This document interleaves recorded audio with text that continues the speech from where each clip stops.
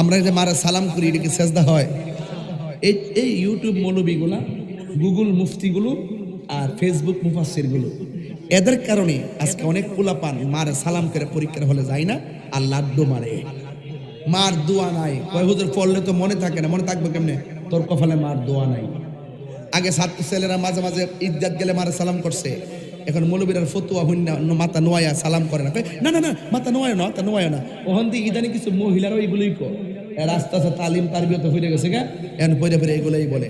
অথচ এটার নাম কিন্তু সেজদা না, এটা হলো কদম বসি। এটা কি কদম বসি? মারে কদম বসি, বাপেরে কদম বসি। কদম বসি কারে হাত লাগাইলে কদম বসি না, ঠোঁট লাগাইয়া পায়ের মধ্যে চুমা দেওয়া যায় যাচ্ছে। বাবা কুবলা তো রিজিলে ওয়াল ইয়াদে, হাত এবং পায়ের মধ্যে চুমা দেওয়া যায় যাচ্ছে। কথা বলেন ঠিক না? এই জন্য মার কদমের মধ্যে, উস্তাদের কদমের মধ্যে চুমা দেওয়া জায়েজ আছে। এই জন্য যুবক ভাইরা আমার, এরা সেজদাও বোঝে না, ভক্তি শ্রদ্ধাও বোঝে না। এই জন্য এক